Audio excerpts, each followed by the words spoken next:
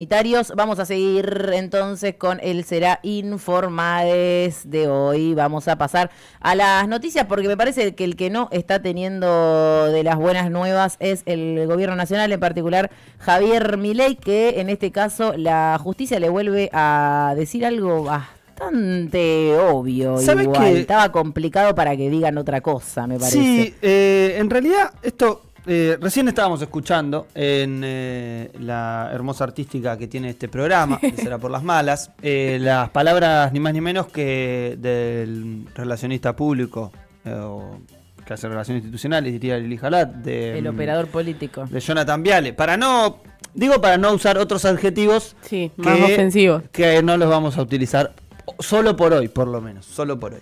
Y por honrar lo poco de buen nombre que le queda a la palabra periodismo. También. En ese momento Jonathan Viale, en esa entrevista tan famosa con el presidente Javier Milei, que dice, bueno, ¿desde dónde sigo? ¿No? Hablando del caso Libra. Y algunos dirán, ¿vamos a hablar del caso Libra ahora? No, pero sí vamos a hablar de un ribete que puede llegar a tener con el caso Libra lo que acaba de suceder. Porque, ¿recuerdan al joven Ian Moche? Sí. Joven de 12 años. Literalmente joven, un adolescente de 12 años que hace muchos años ya es muy conocido por difundir principalmente condiciones de personas que viven con espectro autista, ¿sí? Neurodivergentes, podríamos decir. Incluso caracterizando y nutriendo de esta información, no solamente a nosotros, a periodistas que comúnmente hablamos y muchos de estos elementos utilizamos mal las palabras o nos definimos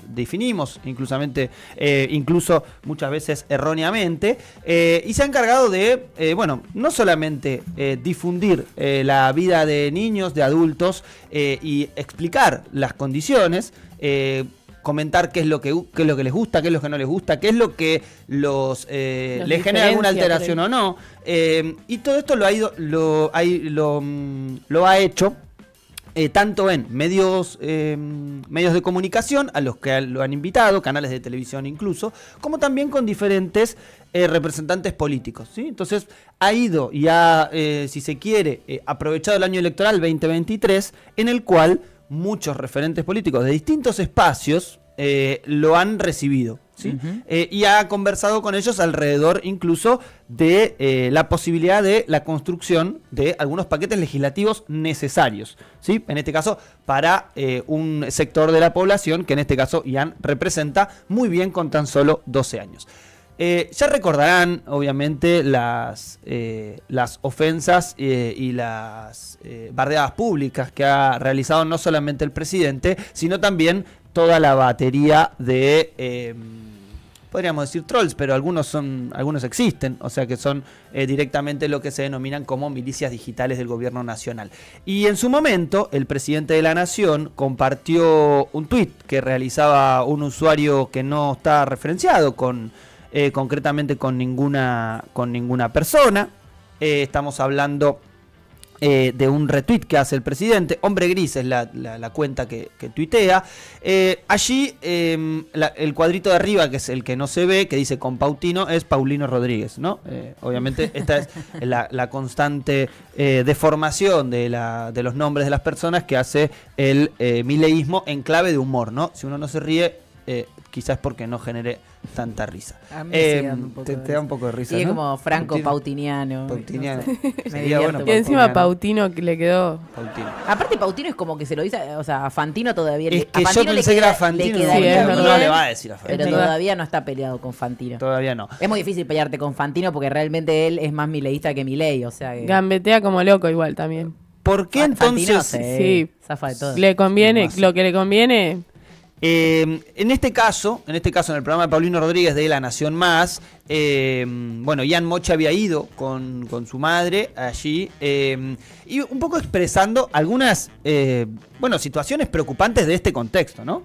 A lo que fue muy atacado por esta cuenta hombre gris, que directamente pone en el tuit: Pautino llevó a un nene con autismo para que opere contra Milei. Resulta que el nene, Ian Moche, viene de una familia ultra kirchnerista y ya lo habían utilizado con Massa y con Cristina. Y allá aparecen las fotos. Bueno, después Ian y la familia se encargó de compartir fotos con vastos sectores del distinto espectro y selvático mundo político de la Argentina, entre las cuales yo no la agregué acá porque la verdad que me parecía redundante algo que ya hemos hablado y que ya hemos visto, pero desde Julio Garro, por ejemplo, que en su momento era intendente de la Ciudad de La Plata, Ian es de acá de la Ciudad de La Plata, junto con su familia, viven aquí, junto a otros también dirigentes de otras expresiones, con lo cual es nuevamente el encono de este presidente de plantear concretamente como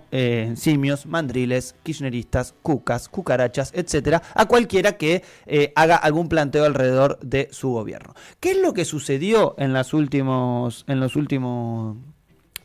horas, concretamente el día de ayer al mediodía? El abogado de la familia, Andrés Gil Domínguez, le voy a pedir a Mati Marchi por favor que ponga el tuit en pantalla, que está sí, está bien. Concretamente lo que dice el abogado de Ian y su familia es: en el proceso judicial promovido por Ian contra Milei, recordemos que la familia hace una denuncia por la utilización no solamente de la imagen del niño, sino por el agravio concreto del presidente. Y algo que la verdad que nosotros ya lo ratificamos acá, como por redes sociales con los operadores. Sí, con todo lo que es estas milicias digitales, pero más allá de eso, que digamos que un poco, lamentablemente, ¿no? Es parte del juego y estamos hablando de un niño de 12 años. Esta es la diferencia sustancial entre cualquier adulto que critique al presidente o cualquier persona, ¿no? En este caso, se lo acusa como figura pública a un niño de 12 años. Su abogado lo que publica el día de ayer es esto, un tuit en el que se produce una actuación judicial que impacta directamente con el caso Libra. ¿Por qué dicen que impacta directamente con el caso Libra? Bueno, porque el fiscal federal número 2 de aquí de la Ciudad de La Plata, Oscar Julio Gutiérrez Eguía, lo que determinó principalmente es que estaba habilitada la competencia federal para la actuación de la causa, producto de que la persona, en este caso Javier Gerardo Milei, presidente de la Nación, utilizó la cuenta en la red social X con tilde gris reservada, cosa que ya hemos hablado. En este caso... ¿No me contés que si alguien se llama Javier Milei y es presidente de la Nación y tuitea de una cuenta que se llama Javier Milei, certificada como presidente de la Nación, es Javier Milei presidente de la Nación? Te lo juro. No lo puedo creer. Te lo juro. Eso es lo que dijo... Me lo tenía que decir el fiscal Gutiérrez, porque si no, no lo entendía. Esto es lo que dice el fiscal Gutiérrez. El fiscal escribiendo eso como, pero es obvio, mami. Imagínense que nosotros decimos esto es obvio. Ahora, la Oficina Anticorrupción, órgano que debería encargarse, obviamente designado por el Ejecutivo. En su momento, recuerdo, la Oficina Anticorrupción del macrismo estaba la señorita Laura Alonso, que ni siquiera es abogada, y que es obligatorio que tenga el cargo de abogado. Pero bueno, no importa. Maneja el gobierno. Cosa anecdotaria, quería explicar que lo maneja el Ejecutivo. Obviamente, ¿qué fue lo que dijo la Oficina Anticorrupción? El presidente tuitea como economista, que es al fin y al cabo lo que dice de ciudadano libre, tuitea por ahí, por lo cual lo que hizo con Libra es solamente una difusión de la información, no promocionó absolutamente nada. Esta es, digamos, la construcción discursiva para alejar a Milei de la responsabilidad de Libra. Que de hecho Milei dice, yo no soy responsable porque ya lo determinó de esa forma la Oficina Anticorrupción. O sea, digamos, ahora, la Oficina Anticorrupción no es un organismo del Poder Judicial. No es ni siquiera algo que tenga después una consecuencia en la relación de la investigación judicial. En este caso, estamos hablando de un fiscal federal, insisto, número 2 aquí de la Ciudad de La Plata, Oscar Julio Gutiérrez Eguía, que lo que plantea es esto. No solo que plantea que el presidente tuitea desde su cuenta como presidente de la Nación, sino además el juez federal, que es el doctor Alberto Osvaldo Recondo, confirma la postura del fiscal. Con lo cual, lo que establece es la competencia federal para tramitar la causa y ordena, consecuentemente, el traslado de la demanda al señor presidente Javier Milei en su carácter de presidente de la Nación y titular del Poder Ejecutivo sobre esta situación. Se notifican entonces al presidente de la Nación que esta causa puede ser tramitada a nivel nacional y remata el abogado Andrés Gil Domínguez el tuit diciéndole: señor presidente Javier Milei, todavía está a tiempo de borrar el posteo y pedir una disculpa. Y con esto me parece que insisto, es lo mismo que salió a plantear la familia de Ian en su momento, la madre específicamente, en alguna declaración pública que hizo, que concretamente borren el tuit. Que borre el tuit y que deje de, en este caso, hostigar a un niño de 12 años. Porque la verdad es que el presidente puede golpearse el pecho todo lo que quiera, puede tratar de mandriles a quien carajo quiera, pero hay derechos internacionales de cuidado de los niños. Y Ian no deja de ser un niño, por más que rebata las políticas de este gobierno de mierda y denuncie concretamente el vaciamiento hacia, por ejemplo, en la Agencia Nacional de Discapacidad y el de financiamiento general, no deja de ser un niño de 12 años. Con lo cual, mira lo que determina para una de las causas, que es la más preocupante para los hermanos Milei, no solamente para el presidente de la Nación, sino también para la secretaria general de la Presidencia, su hermana Karina, la causa de Libra. Con lo cual, mira lo que pasa por meterte con un nene de 12 años. Quizás también esto que el gobierno no quiere retractarse, ¿no? Y esta pelea contra un niño de 12 años también viene aparte de, querer ocultar un poco lo que verdaderamente está pasando, y lo traigo a colación como al pasar, después lo podemos profundizar en estos días, que tiene que ver con uno de los datos que saca la UCA, en el cual, registra 4.3 millones de niños y adolescentes que durante 2024 fueron afectados por las políticas de hambre de Javier Milei, ¿no? Es mucho más fácil pelearse con un niño de 12 años que hacerse cargo que hay 4.3 millones de niños y adolescentes que están viéndose afectados por este plan de miseria que lleva adelante el gobierno de la Libertad Avanza, y que aunque algunos estén contentos porque hoy, vamos a conocer el número de la inflación y probablemente de abajo del 2%, quien crea que un plan de estabilización puede funcionar a base de que el 36% de los niños sufra de inseguridad alimentaria y que pegue un salto de 4% en relación con el año 2023, porque estamos hablando de este dato que es a fines de 2024 y lo estamos viendo en pantalla, permítannos dudar de que sea un plan de que está saliendo bien y que sea el kirchnerismo el que lo está tratando de romper, ¿no? Pero la UCA no son todos mandriles. Claro, ese es el tema, ¿no? Esto porque lo está diciendo. Porque ellos, el observatorio de la UCA, eran las cifras que utilizaban para hablar de la pobreza en los últimos meses del gobierno de Cristina Fernández de Kirchner. Veía un video de la Nera Bernasi en una sección que tienen en su programa donde celebran las malas noticias, y en el momento decía, encuesta Cuca.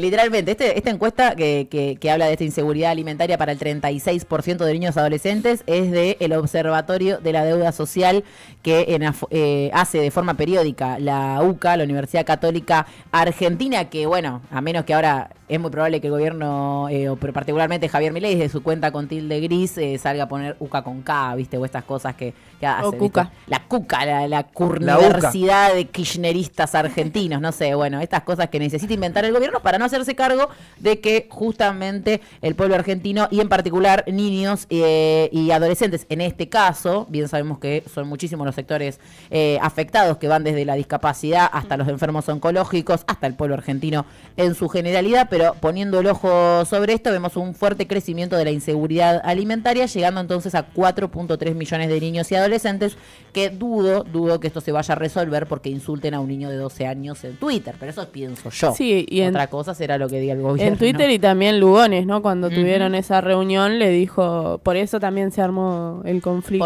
¿Por qué vos pagás, vos no tenés que pagar peaje y yo sí? Claro. Le dijo un niño de 12 años con autismo. Es grave por todos lados. Eso fue uno de los elementos que se difundieron en esa entrevista televisiva, que generaron como escozor realmente de las respuestas, no solamente de los funcionarios públicos, pero yo insisto con la consecuencia. yo entiendo que les moleste las críticas y demás. Ahora, las consecuencias de enconarse con un nene de 12 años habla de un nivel de déficit incluso táctico, estratégico. Digo, es un error, no suma absolutamente nada enconarse con un nene de 12 años que en este caso sale a denunciar concretamente el vaciamiento alrededor de la agencia de discapacidad o como cualquier otra crítica que pueda realizar un niño de un gobierno nacional. La verdad que es necesario un poco de madurez política a la hora de poder tratar las cosas de esta manera. El problema es que claramente un nene de 12 años tiene más madurez política que en este caso el presidente de la nación y toda la banda y caterva de garcas que lo rodea. Vamos con Male Matemarchi, si me acompañas con esta. ¿Lo tenés por ahí? ¿Cómo no? Mirá. La comunidad de Male.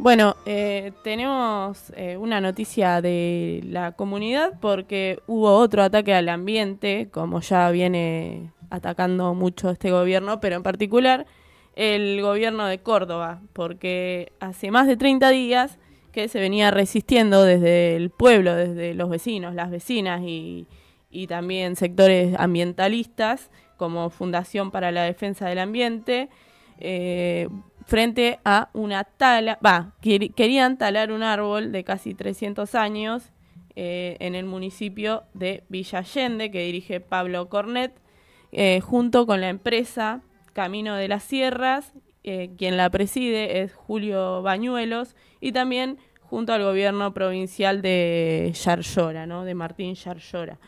Lograron remover el árbol luego de muchísimos días, de más de 30 días, como mencionaba, luego de acampes, de reclamos, incluso detenciones a manifestantes. ¿Mandaron a reprimir? Sí. Estaban ante, no sé, la guerrilla cordobesa. Sí, terrible fue. Un par de personas abrazando un quebracho. Sí. Verdaderamente la desproporción de estos tiempos. Sí, también el protocolo Bullrich a nivel nacional. El protocolo Bullrich, que comenzó primero con este hombre, ¿cómo es que se llama? El de Jujuy, Morales. Que él fue, bueno, obviamente que antes Bullrich con Macri, pero antes de este gobierno venía ya Morales con toda esa llevando la iniciativa. Sí. Pero también la contracara, ¿no? Del gobierno cordobés, que se hacen los ambientalistas, son anfitriones de movidas ambientalistas que van a ser a nivel internacional, pero por otra parte quitan, sin importarles mucho, la vida de un árbol que está en el lugar hace casi 300 años.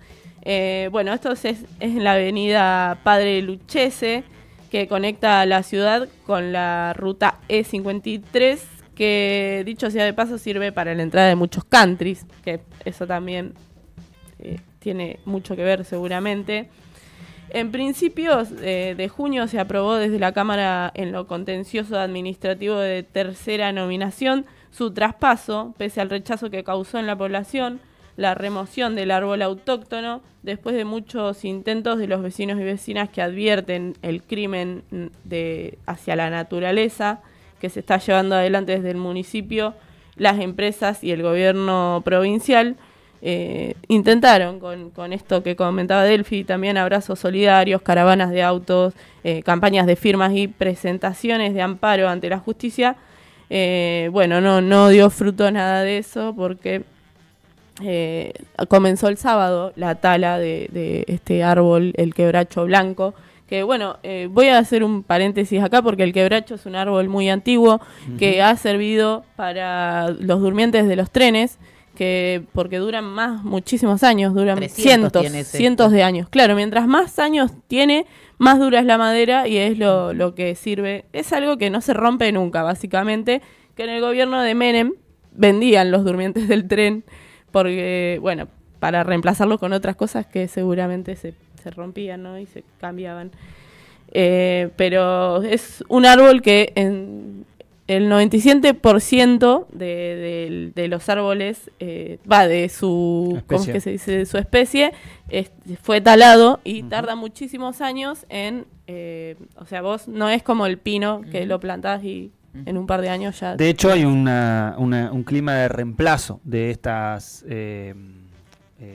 especies Sí. por especies que en clave de productividad Claro. dan un nivel de rentabilidad más rápido, Sí, por eso se pero reemplaza arrasó principalmente por... con el quebracho se arrasó casi por completo, entonces por eso también es muy importante preservarlo, ¿no? Porque no deben quedar muchos quebrachos y no tan antiguos como este. No, y además algo que señalaban los vecinos es que científicamente no está probado que un quebracho de estas condiciones, de esta edad, Sí. se pueda trasladar No, y no. sobrevivir, porque lo que argumentaba el gobierno cordobés y municipal era que, bueno, no lo vamos a talar, digamos, y a hacer... No, pero también lo amenazaron.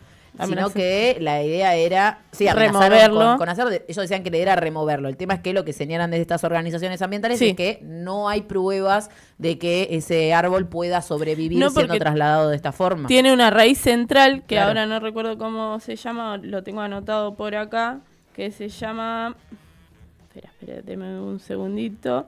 Bueno, tiene una raíz central pivotante, se llama la raíz que tiene de largo, puede tener hasta 3 veces mayor la altura del tamaño. árbol para Claro. abajo de la tierra. Y ahí claramente no sacaron esa No, semejante raíz. no, y por al costado, que son las raíces que van creciendo para los costados, se pueden llegar a expandir 40 metros. Yo creo que es más, porque 300 años debe tener, es gigante, las raíces que son el cerebro, digamos, de los árboles, ¿no? Entonces, al cortar eso, hay pocas probabilidades de vida. Y en comunicación con Página 12, Lucas Enrico, que no es Menecosi porque es Lucas, quien es docente de la Universidad Nacional de Córdoba, investigador del CONICET, explicó que este árbol es como llevar a un muerto de pie, ¿no? Porque dijo que los árboles nativos tienen pocas sobrevida Claro. de trasplante cuando son chicos tan- inclusive. Lo mataron al momento en el que lo Claro, cortaron, digamos. Sí, y bueno, también explicó que puede llegar a vivir meses o años, a vivir no, en realidad porque tienen una reserva, entonces Claro. parece que está vivo, Que está vivo. pero esto se va a ver de acá a unos meses o de Ujú. un año más o menos, que se empieza a morir. También otra cosa interesante que pasó fue que el gobierno y el municipio sobre todo, al mando de Pablo, no me acuerdo ahora el apellido, Pablo Cornet, bueno, él quiso contratar una empresa de grúas y en todo Córdoba se negaron a hacer ese traspaso porque, bueno, por el rechazo popular y por todo esto que ya estábamos mencionando, tuvieron que contratar una empresa de Tucumán que tuvo problemas ese Sí, se sábado. les rompió la... Se les rompió la grúa. Esos son los perdiendo- poderes, esos son los poderes de la madre tierra que les va a Chamánicos, hacer pagar. poderes Son los chamánicos. poderes chamánicos. Es una cosa... Porque tuvieron que montar guardia, tanto los funcionarios Sí, pero- como el pueblo, y- porque se rompió la grúa. Y Lo quedó a la terrible mitad. fue también que mientras estaban trasladando el árbol, o estaban queriendo trasladar el árbol, estaban cagando a palos a la Sí. gente ahí mientras pasaba esto. Bueno, Servigrúa se llama las grúas de Tucumán. La empresa. La empresa de grúas de Tucumán que hizo el trabajo y luego, bueno, se rompió el sábado, el domingo volvieron a arreglar las máquinas y a cagar a palo a la gente. Yo insisto con algo que realmente no logro comprender de esta etapa, que es porque yo entiendo que la política es conflicto. Ahora, la necesidad de que todo sea conflicto, la política también es que lo que puede ser conflicto no sea conflicto. Y si vos vas a armar, por ejemplo, en este caso, una avenida, con lo cual es muy importante también, porque Sí. seguramente deben transportar un montón de cosas, imagínense qué linda hubiese quedado una rotonda alrededor de un quebracho de más de 260 Es que años. es Que no inexplicable. solamente hace referencia a un árbol tan bello, a un Sí, árbol y autóctono, con tanto a una avance, referencia. con tanto avance que hemos logrado a medida de que pasaron los años los humanos, esto podría haber sido viable, ¿no? bordear el árbol. Hacer una rotondita. Sí. Una reducción de velocidad incluso, que Claro. es algo que además sirve en términos de cuidado. del diagrama del tránsito, digamos. Y aparte, es ¿cuánto necesidad de gastaron, no? desterrar Porque sí, si ¿no? nos ponemos a pensar cuánto se gastó en el despliegue operativo, cuánto se gastó en el... vino El una servicio grúa de grúa. anteriormente que no pudo, de ahí... Después la que de- se rompió, después Sí. la que lo sacó. ¿Cuánto está gastando el municipio? Recordemos que esto se lleva adelante por el municipio de Villa Allende, Ujú. que bueno, que junto con Martín Yayora, pero es mucha plata la que se están gastando por un capricho. Y Mati, si tenés el video porque también es importante mencionar que un policía, eran de infantería. Ay, lo y vi de- este video, qué bronca. Tiró la Esto bandera es muy- argentina. sí, Eso Qué no es legal. desprecio, Mira, anda a buscarla porque si no, la madre patria te va a ir a buscar a vos a tu Y ahí casa. ahí la- Por la noche. Entre los poderes chamánicos que desprendieron después de desterrar ese quebracho y haber revoleado la bandera argentina así, será Sí. por las malas no se hace cargo de las consecuencias. Bueno, No, porque espero esto que en es- algún Hay poderes momento naturales. tengan Obvio. que rendir cuentas ante la justicia, tanto el intendente de Villa Allende como Martín Yarlora y como la empresa Camino de las Sierras, que es la que está llevando adelante la obra de la ruta. Qué ganas de ganarse enemigo fácil, Sí. digamos. No insisto con esto. La política es resolución de conflictos y no generación de conflictos gratis. Lamentablemente algunos creen que la política es necesario, o por lo menos hoy, ¿no? El clima de hoy. Esto de todo el tiempo generar la polémica y generar el quilombo es parte de la producción política. Por lo menos esta es la etapa que estamos viviendo, lamentablemente. Y con un nivel de violencia Sí. Sí. La verdad que sí. Terrible. Así que, bueno, esto fue un poco el repaso, obviamente, de muchas radios y espacios compañeros que estuvieron cubriendo esto allí, que les mandamos un saludo grande también, porque sin ellos no nos hubiéramos enterado, No. porque la verdad que a los medios grandes no les importa mucho esta superstición, que no es un árbol, ¿no? No. Es una cuestión de por qué ellos el quieren individuo, desterrar. en realidad. No, y por qué ellos quieren desterrar también cualquier cosa que tenga más de 20 años de historia, ¿no? Quieren que no tengamos nada que nos haga pensar en nuestras raíces, que tengamos cosas propias, ¿eh? Dejemos de, incluso Y con árboles, hipocresía. ¿no? Con Porque- mucha hipocresía y ir rompiendo el no hay plata, porque cuando quieren hay Y plata para gastando lo que una Sí, sí. La verdad que barbaridad sí, de plata muchísimo. en Así una que boludez. es una muestra un poco de lo que estamos viendo hoy en día en general en la política y en la sociedad. Algunos comentarios que nos ponen ahí en el chat. La ignorancia y la desidia de los imbéciles, decía Alicia, y nos contaba que en Samuú, una zona chaqueña, estaba la fábrica del tanino que se extrae del quebracho colorado y en los 90 cerró porque el quebracho ya casi no existía. Bueno, lo que señalaba Kamale, ¿no? Que el 97% de la especie ha sido, digamos, Sí. eliminada, quedan muy pocos, ahora uno menos, así que cada vez menos quebrachos en la República Argentina, que es una pérdida muy muy importante, así que bueno, Si insoportable quieren la profundizar alrededor de toda esta actividad industrial, vayan a ver la historia de la forestal, que es una historia muy terrible. interesante de la existencia aquí en la Argentina de esta empresa británica, que bueno, no solamente generaba condiciones de trabajo Esclavas. casi esclavas y esclavas también, y que bueno, obviamente además deforestando gran parte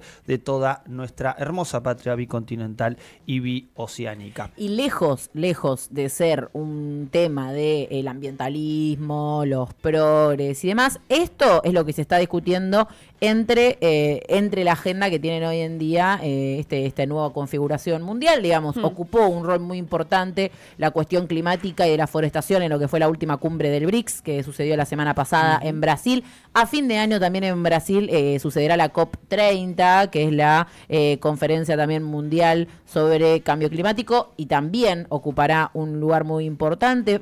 Lula da Silva está llevando adelante un debate muy fundamental sobre la deforestación y en particular sobre quién paga los platos rotos, ¿no? De esta deforestación y de esta intervención sobre el ambiente que perjudica a principalmente el sur global que ha favorecido, digamos, se han llevado toda la plata a costa de nuestros ecosistemas, a costa de nuestra biodiversidad, a costa de nuestro ambiente. Quiero agregar ahí una postilla porque Martín Yarlora ofició de anfitrión en esta conferencia climática internacional de la Cumbre Mundial de Economía Circular, como le llaman, que sería previa a este COP30, así que también es una hipocresía. Él se quiere diferenciar de Javier Milei, que plantea esto de no existe el cambio climático, pero por otro lado tala un árbol de casi 300 años. Sí, tremendo. Bueno, 10:02 de la mañana nos vamos con la tanda y ya volvemos. Según la RAE, una trinchera es una zanja